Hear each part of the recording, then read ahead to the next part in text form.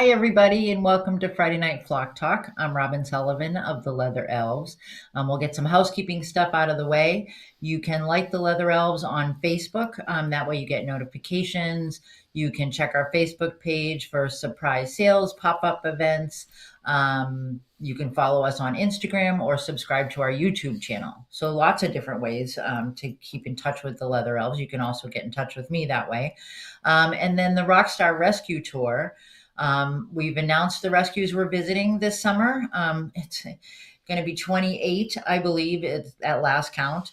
If you make a donation to the rescue on the tour, to a tour rescue on our store, then you get a $25 gift card that's you can either donate it or you can keep it for yourself and your birds. So lots of different ways to get involved. So tonight, we may have, you never know because we said just the facts was the title of tonight's live stream. And who knows what the facts are. And I hope we can get down to the root of that with my guest tonight. Tonight, I'm excited to introduce to those of you that don't know him, Brock Stone. So, Brock is, hello, how are you? Hello. Good, thanks. Brock is a Navy veteran who's been living and working with parrots since 2015. He started his aviary rain blossom birds during his last year of service in 2022. He breeds primarily New World species such as macaws, pioneers, and conures. He lives in Washington State with his husband, creating art and studying zoology at Oregon State University. So that's a lot. Yeah, I see ADHD. If you can get it all done that way, more power to you. That's impressive. Thank Um, you.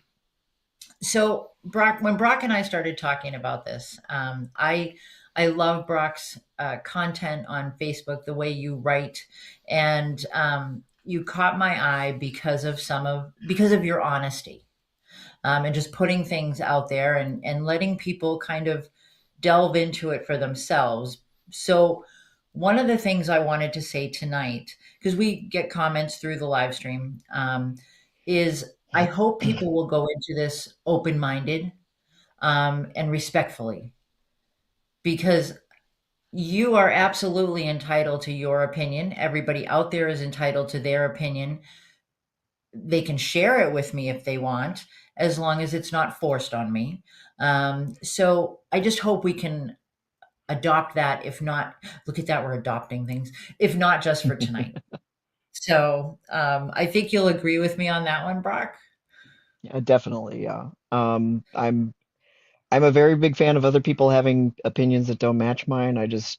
I like to encourage them to be based on lots of research and careful consideration. Yeah. And I think, it's interesting, the research piece. I think we get, oh, I'm sorry, I have a correction that's been made in the comments. You are also, thank you, Jody Olmos. You are also the AFA Regional Director and Legislative Assistant. Okay, sorry. There's We that don't want too. to leave out any of this great story. You're wearing me out. So This is too much responsibility. I, Brock is too tired to be on the live stream tonight because he has all of Great. that stuff going on. Um, so as far as research and science, and we get caught up in the beauty of our birds, we get caught up in the companionship, we get all of it, and then somebody goes science or says research, and everybody goes, oh, and you get that kind of group, oh.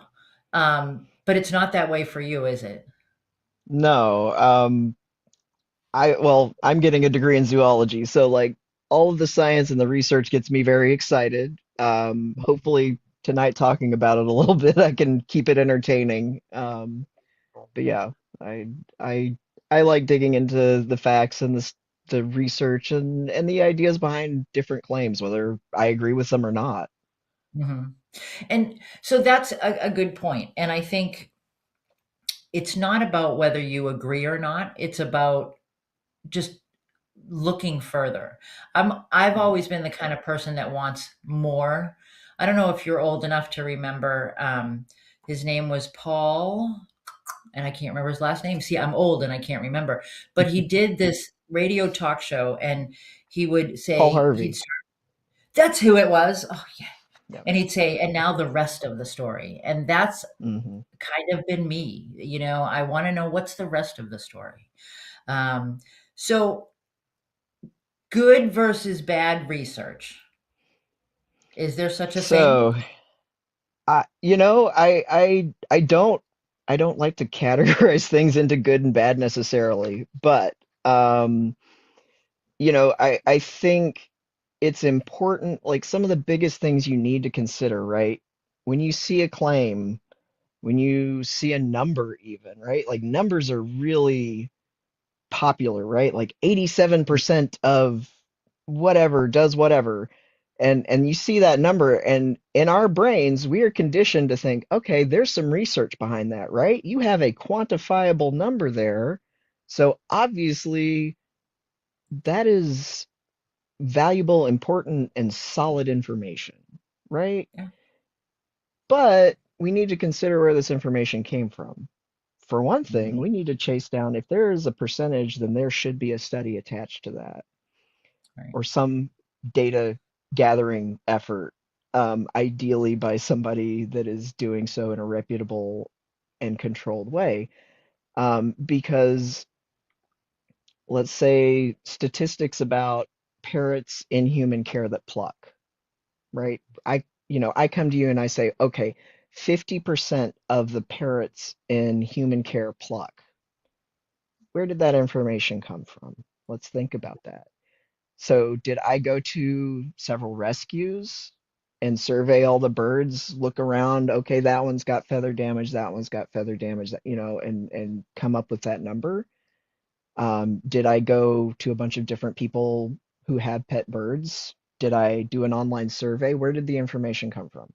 Did I go through vet records, right? So, and we need to consider if I'm going to rescues, right, I might be going to birds that have a harder background, Mhm. or have experienced medical issues, poor feeding, lack of enrichment, or some other issue. Or they may be stressed because they're in a rescue with a bunch of birds they don't know. Like there's a lot of factors there, and we had that graphic just then. Like that was one I put together, and that is off of research, right? That actually Mhm. came from analysis of the records at a veterinary college. And these pie charts are an illustration of the things that corrected feather destructive behavior in various patients. Mhm. So, some of it was husbandry, right? Enrichment, change of diet, hormone management, changing daylight hours, right? So those are things that, okay, yeah, there was a husbandry issue, there was a care issue, the bird was not quite getting ideal care. But you also see in a lot of cases there were medical things going on.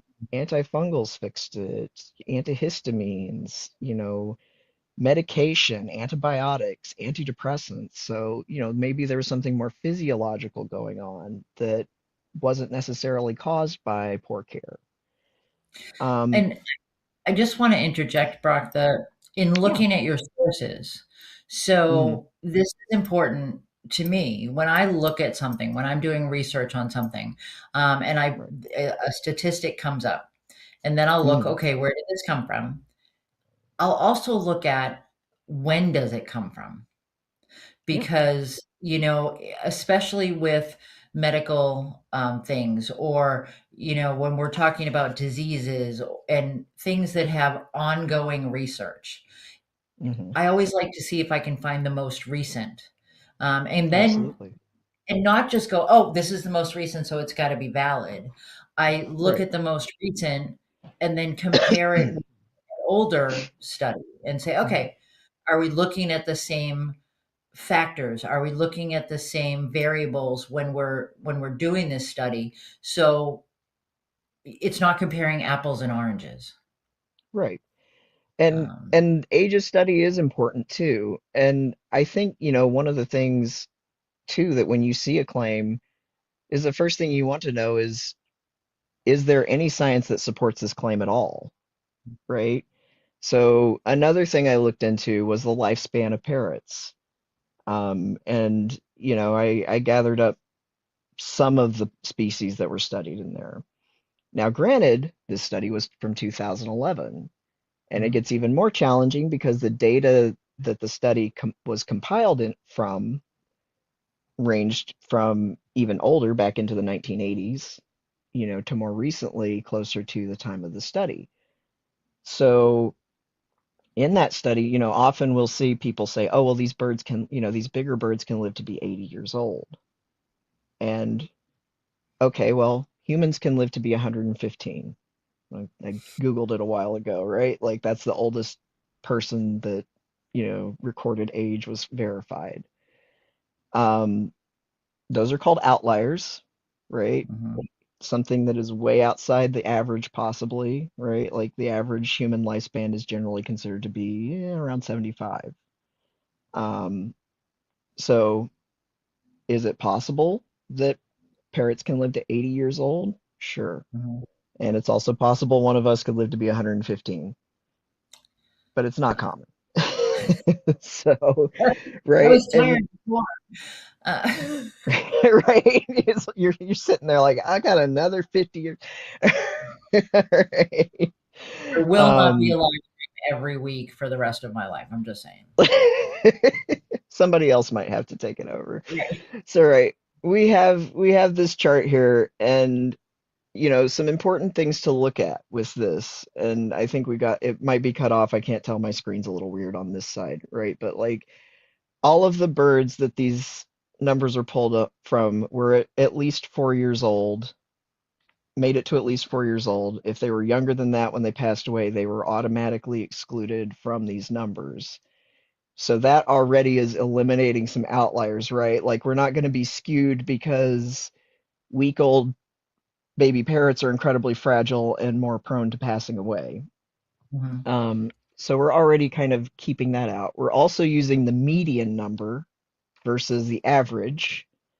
Your average is going to be skewed higher or lower than your median usually because of outliers. Again, we controlled for the really low end of the outliers. So if they included higher outliers, in this case, it would probably skew it higher as a median lifespan. So you'll notice probably that, dang, like some of these maximum numbers do line up with what people say. Like you've got birds into their 60s and 70s, but your median is probably sitting a lot lower than you would expect for species that you're familiar with. mhm, Um, Now, again, keep in mind, some of these birds were taken from professional aviaries, or these numbers were taken from professional aviaries. Some were taken from veterinary records. There's different sources, but in general, they were all places that the birds were all together receiving the same care okay. and same environment. Which So that's an important part of analyzing data too. Again, your methodologies. Where did the data come from? How was it collected? yeah, absolutely. And I think that's, how is it collected? What was the sample like what does the sample look Mhm. like? Yeah. Because I think, you mentioned before, you could go to a rescue, you could go to pet homes, you could go to a breeding facility, you could Mhm. go to a large breeding facility, a small breeding facility, and you may get the same thing across the board, or you may get Right. very different information across the board. Mhm. And I think it's important that when you find a fact that you want to go with, which does Mhm. happen, Yeah. that you look at what am I talking about? Because I can talk about not parrot related. Okay, the number of people that know how to plant a garden. Okay, so if I'm in New York City, if I'm downtown New York City, versus I'm going to find probably fewer people unless they have these lovely rooftop gardens. And then up here in Maine, if I go down to Tractor Supply and I ask the same number of people if they Mhm. know how to plant a garden, my responses are going to be very different. So if I want to make the point that uh, people do know how to plant gardens. I'm going to go with my Tractor Supply research. Absolutely. Yeah. And we can, and that is an important point too. We can skew data, especially with how we collect it, right? Like I talked about the plucking, and if I go around to rescues, say I want to assert that, being in human care causes parrots to pluck. Rescues might be my better choice of data gathering to back me up on that.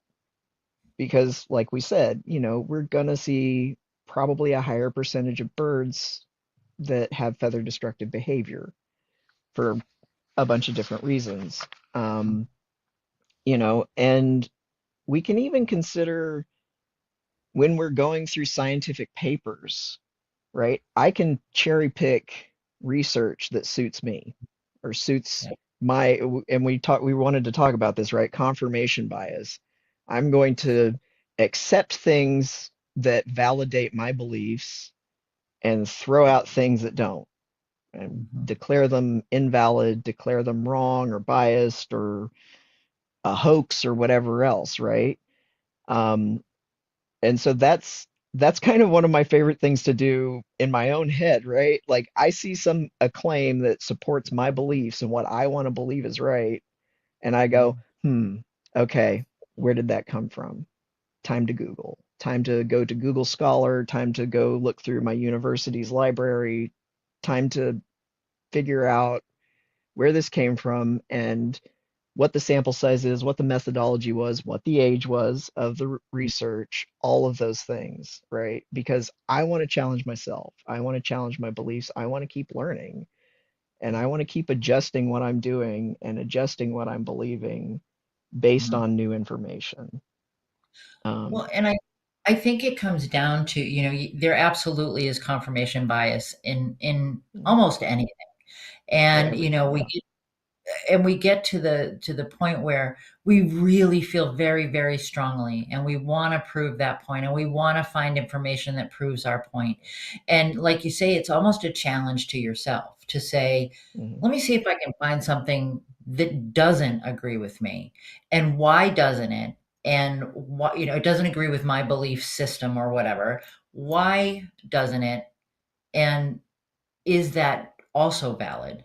And if I find out that yes, it is a valid survey, it is a valid study, these statistics are not so far off, how do I adjust my belief set? Do I have to? Do I Right. just keep spouting what I think is true? Or do I say, okay, look, you know what? There's some statistics that disprove what I believe, and here's why I think that is. Yeah. Um, And I think it's important to be, as much as we can, really try to be flexible when we're presented with new information, especially when that information contradicts what I'd say both in both cases, especially when it contradicts what we believe, and especially when it affirms what we believe. mhm, Because I think if we're not challenging ideas, if we're not looking at multiple sources, if we're just picking up a mantra or a hashtag or something like that and hanging on to that and hanging on to anything that confirms that, you know, I don't think we're growing and I right. don't think we're doing ourselves or our birds a favor. No, And, and it can be challenging to find that perfect, research that affirms everything you believe, right? Like, I believe that it's a good idea to incorporate good quality pellets into a parrot's diet.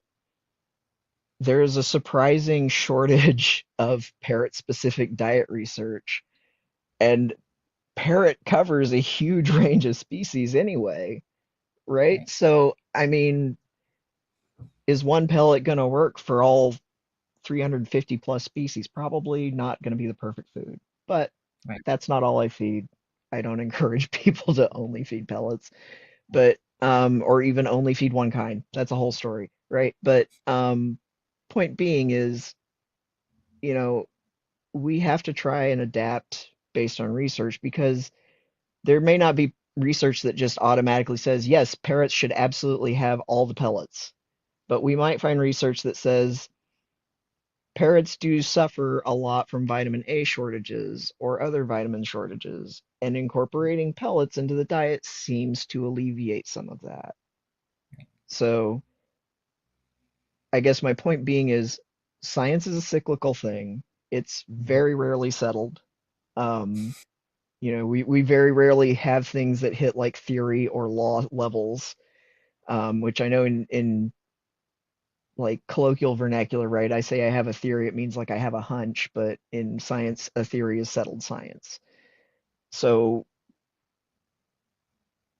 it's a cycle, it's a process. We're constantly learning, we're constantly unlearning, and you know, understanding that science isn't always perfect. We very rarely get the final word on anything. Mhm. Um, those are also important, right? Like, it I'm not necessarily going to be able to give you a research paper that proves every belief I have about aviculture or parrots or anything else. I can give you something to support it, maybe.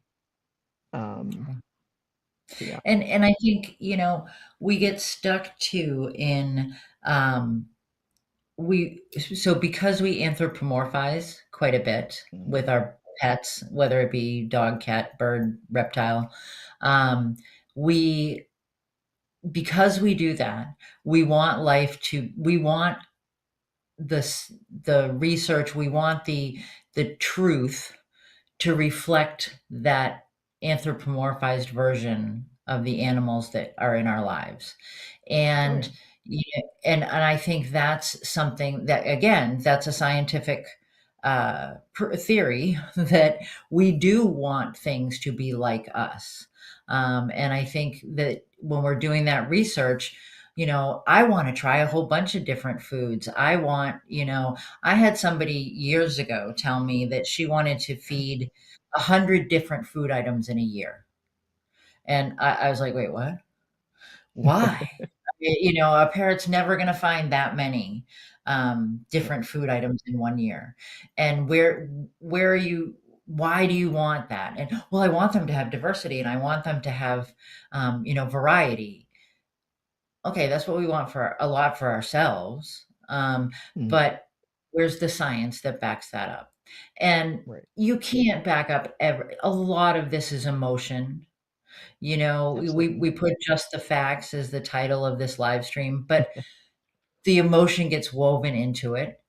And I think, you've got to check that emotion, um, know it's there and work with it, Mhm.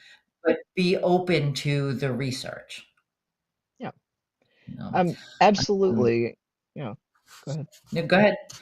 Well, I was gonna say, like we absolutely, like you said, we all want the best for our birds, right? We all want the best for birds in general. So Mhm. absolutely, like we can get hung up on emotion, um, and emotion in terms of like, well, I want my bird to be happy, right? Like, I mean, I knew somebody that was like, well, I give my bird steak three times a week because it makes him so happy. And I was like, well, maybe talk with your vet and have a cholesterol panel and then, think about that. Like, um, Yeah, so I let so I give myself ice cream because it makes me happy 5 times a week, but, is it the right thing to do? yeah, I don't know. uh, you know, and it's a balance, right? Like, and that's again, that's one of those things, I tell people, okay, if you want to give your bird a tiny piece of chicken once in a while or whatever, you're probably not going to hurt it any more than you having a slice of cake once in a while. Like, I'm a very big fan of a lot of moderation on most things. And that's another thing I caution people with too, is it's like be careful of people who think in a very black and white fashion as far as taking their advice, right? And of course that's also, I guess, technically black and white. Avoid people that talk in black and white terms. Never listen to them. I won't say that, but be careful because again, we're talking about a group of animals that includes 350 plus species, right? And then, of course, they're also socially complex.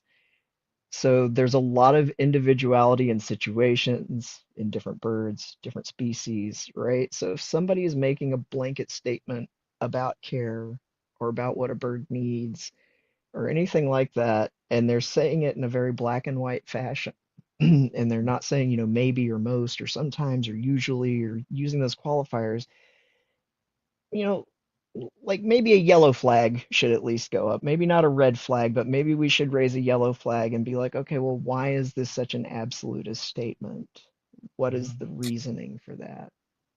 When I was on the board of directors of International Avian Trainers and Educators, we wrote position statements. And Mm, I can tell you it was torturous because we would spend a whole day doing one position statement, and it was discussing words like always, sometimes, suggest. We highly suggest. And we sat there in this conference room with the statement up on a screen and went through it for that kind of language. And so I think mm, that's a really important point, is that be aware of that all or nothing, or that this is the only way to do it. Cindy said here she struggles making sure that her birds get the proper diet. She's gone from not giving them pellets and only doing raw diet. Now she's back to giving them pellets, and now she gives them different kinds of pellets. And it's true, Cindy. I mean, I think we kind of you work through that, and as long as your bird's not suffering at any stage of that working through process, it's okay. mhm. And if everything were absolute, yeah, Zeb, I saw it on the internet. It must be true. Yeah. So yeah. I don't know. I think you caused that statement, Zeb. I'm just saying. Um, oops, I'm in trouble now. But okay, here's the statement. So how about this one? Let's so we've kind of given a little bit of framework about research Mhm. and what we'd like to see. So I got my bird. I heard that this bird came from a parrot mill. What's a parrot mill? And okay, so when I first read those kind of statements, I went, a parrot mill? And I thought that's horrible. And then I Mhm. thought it through. Mhm. And anyone that knows me, you and I talked about this before we came on, or just about anybody. You've got a parrot, you're doing your best, you're trying to really take the best care you can in your setting. I'm going to work with you. If you ask for help, if you want it, if you have a question, if you want whatever, I'm going to work with you. So I thought about this. Have Mhm. you ever heard a definition of a parrot mill? Well, and that would be my first question is what is your definition of one? Hmm. Like to me, it's one of those like hot button, I kind of mentioned, taglines and hashtags, right? It's one Hmm. of those hot button phrases that it's bad, bad. I mean, I don't like a parrot mill. Nobody likes a parrot mill, right? Nobody agrees that parrot mills are good, but what is one? What is a parrot mill? Yeah. What's the And I definition? think, I mean, for me, the image that evokes is Mhm. a bunch of parrots in horrible conditions, in rows of round cages. I know, with Right? the wild Oh, bird food. dowel perches. Yeah, Yes, dowel rod perches, and just pumping out eggs. right. So, And so honestly, it's not realistic. Um, I will admit, like there are a couple of species, like budgies, I think will breed for you in a shoebox with like minimal calories, right? Like there's a couple of species of birds that you could cut some corners and you could still get babies. Probably not going to get as many, probably not as many are going to survive, but you could probably squeeze a few baby birds out of them. Most of these species, though, like, oh, the African gray parrot mill, okay. Like, I mean, follow me out, even, okay? I mean, right? I hope everyone knows we're joking, but Yeah. really, if that were possible, um, Well, wow. African grays would not cost what they do if that were possible. Because I mean, we have the concept of market forces, right? Like if there's 30 different breeders that you can get an African gray from whenever you want it, they're going to start bringing their numbers down to compete with each other, and you're going to find a much cheaper African gray. Yeah, yeah. But the we have to put money into our birds. We have to put care into our birds, um, to maybe get get some babies out of them. Um, I have to feed my birds whether or not I get babies. I have to take them to the vet whether or not I get babies. I have to give them good enclosures whether or not I get babies. Like, on and on and on, right? So I can't do a parrot mill. A parrot mill is not a structure that is workable, right? If my birds are not healthy, if they are not emotionally stable, they're not going to give me babies. If I want to be completely cutthroat about it, which I'm not. I'm a softie. I like birds. I'm doing this because I like birds. Not. It's definitely not because I like money. Because we won't talk about my tax return from last year. Um, but I'll just put it this way: I could make more and work less at McDonald's. Mhm, Um, but that said, I a lot of mammals, dogs, cats, rats, take your pick, domesticated animals. You put a male and a female together, and you're gonna get babies in with very little effort mhm. comparatively. Doesn't mean it's And easy, doesn't mean it's no, and completely a walk in the park, but Nick oh, says go here, ahead. not all parents love people. Some prefer a mate, and putting two together does Mhm. not mean that they will procreate. Yep. You know, I and I was talking to a colleague who's a breeder the other day, and we were discussing this, and a responsible breeder. And I said to him, "So, what's the youngest pair of macaws that you have ever had successfully breed?" And by successfully, the offspring lived and was healthy. Yep. And Yep. he said eight, which is Hmm. young. Yeah, but that's young. That is And young. so I kind of started doing the math in my head, and which everybody knows that's dangerous because I don't math so well. But 8 years old or 10 years old, I've had those birds, or someone has had those birds for 10 years Yeah. and had to feed them and take them to the vet and, Hmm. clean their cages and all of the Hmm. above.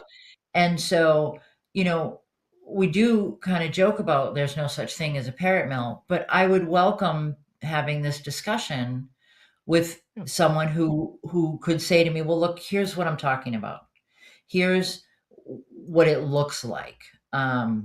Yeah, he said Nick said if you get hung up on seeing rows of enclosures, you might want to consider looking at a conservation setup.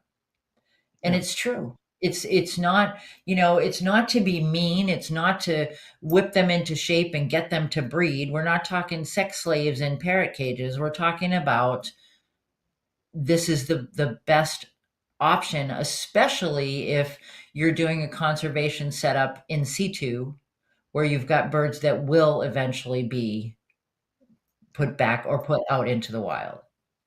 So, Absolutely. And I mean, I think it's, you mentioned too, right? Like 8 or 10-year-old bird, right? That's part of a breeding pair. This is something that gets me too. Ideally, for the best success with a breeding pair, you get them as babies and you raise them together. Um, the other option is, and sometimes it can sound more appealing with these birds that mature much later, 8 or 10 or 12 or 15 or years old, um, to go and get a bird that somebody else is taking care of for 8 to 10 years, right? But there's risks with that. For one thing, I have to hope that whatever proof I get of the bird's age is actually accurate and I'm not getting a geriatric bird. Um, mhm, but assuming it is as advertised, I can't just take a male blue and gold and a female blue and gold and slap them in a cage together and then they make babies for me because I don't get a guarantee that they like each other. I don't get a I don't get a guarantee that everything on the inside is physically sound. Um, Mhm. even if I have a vet check them over, I don't get that guarantee. I can have a vet tell me, well, they're probably okay. They're probably going to do well, but that's not a guarantee. And I'm not guaranteed that they're going to be perfectly happy with the setup I give them, no matter how nice of an enclosure or how much enrichment or how much good food I give them. There's a lot of outlay and a lot of finger crossing Mhm. that And a pair like that will work. and it's the same thing even if you don't if you're not talking about breeding, if you're talking about just housing birds together. Hmm. I hear all the time, "You gotta get your bird a friend." You know, Okay, nobody picks my friends for me. Let's anthropomorphize again for a second. I pick right. my own friends, but our birds don't get to do that. So, what's the guarantee that these birds, when you go and get that friend, that they're going to get along? Yeah, They there's none. may never, they may not ever interact. And that's part of the reality. And, I think about like the kakapo in New Zealand. They don't breed if remove fruit is not plentiful. Right. So it's just, it's dependent on what's available for them for food in the wild. So this isn't even like Hmm. a because somebody's withholding food or not feeding them right. This is nature, that if Yeah. the food that's required for that particular species to breed is not available, they're not going to Hmm. breed.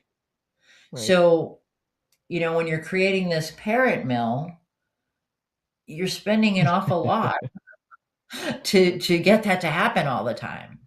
Yeah. And it's, again, we're joking and laughing about a parrot mill. I just wanted to bring that up because it's one of those things that if you look at the research, if you look at where that information's coming from, and have an honest conversation with somebody. If somebody says to Hmm. you, "Oh, that bird's from a parrot mill," what does that look like? And Yeah. don't and it's not about being confrontational either. I No. don't want anybody to think that tonight's live stream is meant to be confrontational. It's meant to really open up dialogue because I want to have that dialogue. And, like when we were on the Rockstar tour last year, we talked an awful lot with rescues about breeding. And Hmm. there were several that we went to that when we walked in the door, it was, we are vehemently opposed to any kind of breeding of parrots. Okay. That doesn't mean I'm not going to work with you. That does, I Yeah. still, the birds in your care still, need help or whatever. And so good for you that you're helping them. Um, but by the time we left, we had had conversations about legislation, about, the realities of some responsible breeding, of conservation breeding. And it really helped. And there were several rescues that said, "Hey, we want to work on legislation with you because Great. we want to learn more about it." So yeah, I think that's really important. Um, yeah, Zeb said the difference between a facility and a mill is whether the person speaking likes them or not. Yeah, Yeah. so, big term for that is confirmation bias, but it's I mean, I think it's really the reality of it is, again, we keep coming back to being open-minded, Hmm. and not accepting these blanket terms. I would hope Yeah. that we don't use blanket terms for the people in our lives. Why are we using them for the animals in our lives? Yeah. You know? Well, absolutely. And, I think too, some of the challenges are we live in the information age, right? And we see things online and we're looking through a little peephole, uh, regardless of what you're looking at, if you're looking at somebody else's content, right? Like they're not going to show you a bad day. They're not going to show you a mess. They're not going to show you really truly challenging things, right? Like I don't talk about the challenges I have all the time. I try to be kind of transparent, but of course then we're so used to seeing a curated image that when you see someone that does have a fault and talks about it, it can be really quick and easy to jump on them. And, I think that is something to consider too, is one post on Facebook or one 10-second video on TikTok or even one 10-minute video on TikTok is not going to give you the whole picture of anything ever. I mean, Like, a bird's nest is a small dark hole. When you see a baby in a small tub, realize that they're trying to duplicate that environment.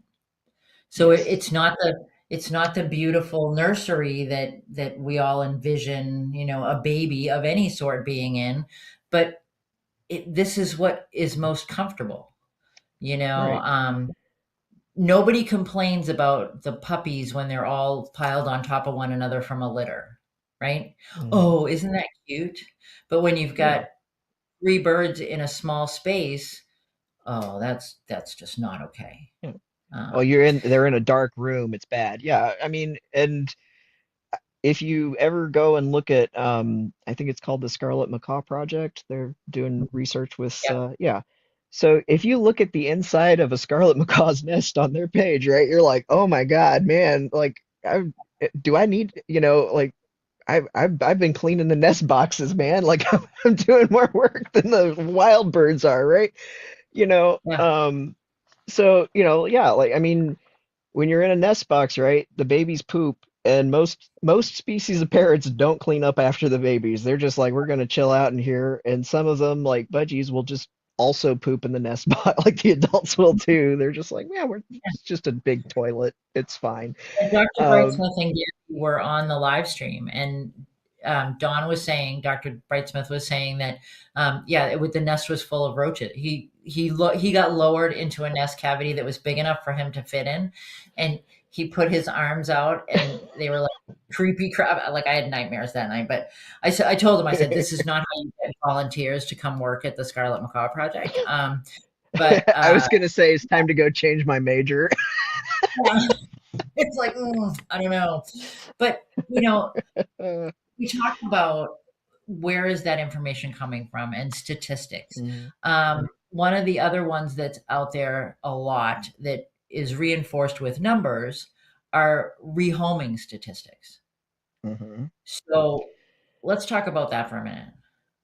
Let's so I like this is my biggest question, right? I have tried to find the source for those statistics. Like birds are the third most rehomed animal. This percentage of parrots will be rehomed by the time they reach such and such age. Okay, where is it coming from? Because for one thing, to get an accurate idea of that data, we need to know how many birds are successfully hatched, raised, and placed in homes. Mhm. And then we need to track their ages, and we need to track every time they get rehomed. Yeah. So, who is doing this tracking? Where is the centralized data collection source? Where is the centralized data collection point, right? Are we going through veterinary records? Are we going through rescue records? Um, are we going through a centralized leg band registry? Where's that one?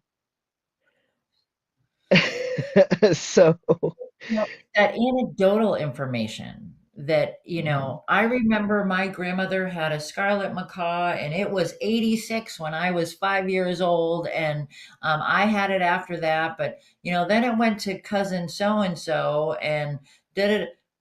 Okay. So somewhere things get lost in translation. mhm, And, um, you know, well, and the other thing is we need to talk about like, I want to be a bird's forever home. We talked about mhm, that with Jamie quicker. What is a forever home? What does that really mean? Yeah. And the yeah, Cindy said she's heard over and over again that birds are the lost rehomed pet. She's been guilty of repeating that also. It's not. It's really, don't feel guilty about that, because it's a statistic that is out there, and we do look at those numbers and go, okay, so there's numbers to back this up. And Hmm. it's not to say that there aren't hundreds and hundreds of birds in situations or where they need to be rehomed or they are being rehomed. Um, the but I think on top, so you're absolutely right, Brock, that where is that information coming from? But the other piece of that is we've got that emotion woven in to that term, Hmm. to the Yep. rehoming and the rescue and all of the terms that go with changing ownership. Hmm. And it's it may be that I am that 115-year-old outlier in the statistical analysis. I have had a bird all my life, and at 115, I really can't take care of it anymore. So Yep. I need to rehome it. Hmm. That's a positive thing in my eyes. Yeah. Yeah. You've taken really good care of that bird. You've, Mm, that bird is so healthy and has lived so long and is so well adjusted that, yeah, it needs more than one home in its yeah, lifetime. And, I think we get hung up on things like, oh, well, it's traumatic to rehome a bird, or, it's disruptive, or it hurts them somehow. Or, oh, somebody that's rehoming a bird, it just doesn't want them. They're throwing the bird away. And, as a breeder, I stay in touch with my clients, and I have on occasion, I couldn't give you a statistic. I don't write this down, right? But I have a few times had to help someone find a new home for their bird. It was never without tears. It yeah, was never someone going, I can't stand this bird anymore. It's so annoying. I have to get rid of it.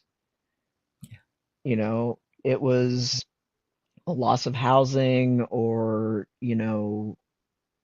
financial situation, or, a change in life. They had to suddenly take care of somebody and they couldn't balance that against caring for the bird properly. And to me, I think it is always much more humane to find a new home for a pet when it is no longer within your capacity to care for it to your standards. yeah, I think that is absolutely. always the most humane thing. And I think people really underestimate how adaptable parrots are. Hmm. How, I mean, they are designed by evolution, by nature, to be adaptable. Like Right. that is part of their big brains. Hmm. That's hardwired in. Um, and that doesn't mean that there will be no stress in a rehoming situation, just depending on the bird and the situation and everything else. But that doesn't mean it's the end of the world for that bird, which I think that's how we kind of tend to think about it, is like, I'm a bad person rehoming this bird. I'm destroying this bird's life. I'm taking away everything it's ever known, all of Hmm. this stuff. And I think it's really easy for us to feel bad and maybe even keep the bird in a situation that's not the best, Right. because we feel like it's better to keep the bird in a not great situation, because rehoming it would be even worse. And and again, like, that's not black and white, right? Like, sometimes people just feel like, oh, I can't do perfect care for the next 3 months, so I got to rehome the bird. And it's like, well, no, like, your bird will handle it for a short period of time. Yeah. But yeah, I mean, if you're You looking know, long and term, then that's maybe something to consider. kudos to the rescues for helping move that process forward. Hmm. And Cindy mentions that there's a lot of shaming that happens, and it definitely does. Yep. Not, but from all different aspects of the avian community. It's not just Hmm. one group that does that. And I think No. that, we just need to make the process easier. We need to make the whole process from excuse me, when you say, as a breeder, you keep in touch with your clients, and if someone needs to rehome, outstanding. If you're a Hmm. rescue and you're doing rehoming, from your facility, great. I mean, you're finding new places for these birds. You're fine because clearly there are people that want these animals, and Yeah. having them in our lives is very important. They're here. Hmm. We're not plucking them from the wild anymore. We're No. we've got them here. They're here, and we're working with them, and we're doing the very best that we can. Um, Yeah. and then for somebody who has to rehome, okay, we'll work with that. My Hmm. first response is usually, is there something we can do? Can we fix it? Can Absolutely. we figure out a strategy so that doesn't have to happen? And it's not because I'm like, oh, you're bad. It's just No. I can see the pain that it's causing the person. And the kind of myth that people are considering birds throwaway animals that you can just, replace it and get a new one, or it's not really important. I don't believe, and this is my opinion, that that's, and maybe we need to do a study on why birds get rehomed. What Hmm. are and do a wide sample. And I think you would come up with a lot of very different answers for that Yeah. question. Oh, and that is something I would love to see studies or sorry, rescues collect information on is, why is the bird being rehomed? I would love to Yeah. see that information because, that also helps me as a breeder, right? To like educate people or something. Because I'm very big on, like you said, if somebody comes to me and says like, "Hey, Brock, I need to rehome my baby. Like, it's been great, but I need to rehome my baby." You know, my first thing is like, "Hey, I'm here for you. If this is a Mhm. behavior issue or, a routine issue or something like that, like let's work on it. Let's talk Yeah. about it. Let's get on Zoom and FaceTime or whatever and like talk about some strategies because it doesn't sound like you actually want to rehome your bird. You just feel like you're at the end of your rope, which, Mhm. ideally nobody ever gets quite to that point before they contact me. But, we talk about like there is a lot of shame and just like, oh, you got this bird and now it's screaming. And, well, didn't you research and know that they scream? And it's like, well, yeah, sometimes you know that that's a possibility, but sometimes you also don't have all the answers from doing your research or even from getting experience with another bird that tells you what the instruction manual is for this particular bird in this particular situation. Well, and a lot of times we discuss education, right? There needs to be more education, and Mhm. there needs to be more education. I am a huge fan of that. That's my passion, right? Education is my Yep. passion. Um, but you know, and I tell people play worst case scenario, right? In your head Mhm. before you make that decision. We can't come up with all the what ifs. No. Nobody plans that grandma who has dementia is going to have to come and live with us, and the sound of the vocalizing cockatoo, even if it's just normal vocalization, is going to send grandma over the edge. Nobody Right. plans for that.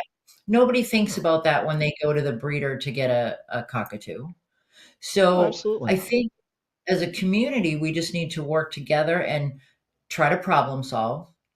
And it's not Hmm. just putting band-aids on. It's really try to problem solve with people, work with the rescues, work with the breeders, and really come up with strategies about how to make this a more positive experience at the end of the day for the Yeah, birds.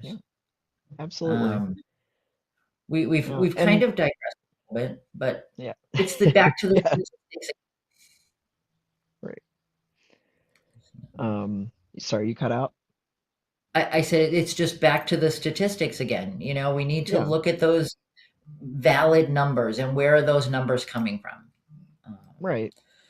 Yeah, and like I said, and that's one of those things too I encourage people to consider and research, right? Like in science we have like primary, secondary, tertiary resources, right? So your primary resources, I did research, I collected the data, I did the experiment, and I wrote a paper on it. And that's a primary source. Secondary source might be I gathered up a bunch of data from other people's research or from unpublished data, and Mhm. I analyzed it and published it with my interpretation. And then a tertiary source might be a news article reporting on what I did, or another scientist commenting on what I did, or various, and it goes down the line. Um, so, when we see a blogger or an organization or an influencer or something quote this information, you know, it doesn't mean it's bad because it's coming from someone who's not an expert, Mhm. but we need to consider where they're getting their information and where that Yeah. analysis is coming from. Mhm. That Like was this, a oh, go ahead. I was gonna say, like, this is another example, right, of, like, this study that this image comes from, right, is actually about the evolution of brain size comparative to lifespan in parrots, right? And we see bigger brain size kind of gets correlated with a longer lifespan. But again, I don't know if it's getting cut off at the bottom or not, but there's like a little map there at the bottom right. There should be that shows, like, the expect life expectancy on these birds. And again, you don't really see it go past, I think, like 25, 30 years of age for all the birds that are analyzed here. Mhm. So again, like, this is a good example of, like, some secondary research, right? Like, this research took another study on lifespan and then compared it to genetics and phylogeny and evolution and brain size and kind of came to their conclusions and came up with this heat map here of, Yeah. these are the birds that live longer, these are the birds that don't live as long, and the body size and the brain size and all those comparisons. Um, so yeah, like, again, it's one of those things, like, we talked about confirmation bias, right? And in the first graphic I did, or the first little chart I did of all the age ranges, right? Like, the one that stuck out to me is like Patagonian conure. And if you follow my nonsense, right, you see my Patagonian conure all the time. And the median lifespan on it was 11 years old. And I was like, I saw that and it popped out at me as I was actually sending it over to you guys because I guess I hadn't looked at it recently, and I was like, man, I'd like to think I have longer than that with Mona, but you know, so you talk about your confirmation bias. I'm almost like, well, I want to reject that one. Like, the stuff you did with Oh, Patagonians, that's got to be baloney. this Um, one you just have to disregard. This one is not yeah, correct. just we'll delete that one, throw it out. I don't like it. But I really want to thank you, Brock. And I know, there was the information tonight, I think, was really, really important and hopefully gets people thinking and just thinking in some different terms. And even if you ask yourself just one question about something that you believe in with all your heart and soul, just ask that one question. And I feel like Brock and I didn't waste our time for an hour tonight, or your time for that matter. But I want to thank you. So, uh, Well, the thank you. I appreciate you having me. oh, anytime. We've got a lot of stuff coming up. Something in your area, Brock. We've got the Legislative Awareness Workshop up in the Pacific Northwest at the People's Community Center on April 12th. Jody Olmos, who's the Legislative Vice President for AFA, will be presenting this. It's really worth going to. A lot of, the legislation, some of that grows out of these statements that we've talked about that are on, online, or from different groups with very strong thoughts. So attending this, I think, is really really worth doing. So say hi to Jody if you go to that for me, and then World Parrot Expo is coming up. Coming up, too far. September 26th and 27th up in your area as well. The Flight Club Foundation's biggest event of the year. They're the ones that sponsor that. It's their big fundraiser every year. So if you're out in the Pacific Northwest, even if you're not, you should go and And you go can to meet it. Brock Stone. Oh, Yeah, you can meet. I will be there. Yep. Maybe get me a ticket because I need to go. Oh, I've met Brock already, so I'm sorry. So just no And reason to then come now. I'll there's a lot bring of Mona reasons. too, so come meet Okay, it's a Mona. great. We've got the AFA Annual Educational Conference coming up in St. Louis, Missouri, from August 5th to the 8th. Are you going to be at that one, Brock? Yes, I'll be there too. I will too. Oh, so you can meet Brock and I at that one. This is like double trouble. I mean, double information. So think about signing up for that. It's a great event. And in St. Louis, you can go see the Arch while you're there. We also have next Saturday, April 11th, I will be in Plastow, New Hampshire, doing the Birds of a Feather Avicultural Society event. I'll be presenting on enrichment there. And then April 18th, I will be presenting legislative session, the same one that Jody's doing at Peninsula Cage Bird Society Bird Mart. I'll be doing it twice that day from 11 to 12 and then 4 to 5. We're doing two so that the vendors can take part as well if they want. So there's a lot. Oh, and Joanna Roth will be there. So really great reason to go to AFA. She won't be in Peninsula. She'll be at AFA. I'm trying to read and talk, and it's bad. And then we've got the Rockstar Rescue Tour. Rescue's up. We're going to be doing rescue and sponsor spotlights in the next weeks coming up. So stay tuned for that. And next week, Jack Pine and I are getting the band back together, and Jack will be my guest here on Friday Night Flock Talk. So now I'm tired again. It has been a tiring. But thank you so much, Brock. I love your perspective on things. It's always great talking with you. So have a good weekend, and not that that means anything when you have your own business. Um, have a good weekend, and we will see everybody soon. Take care. Bye bye. All right, take care.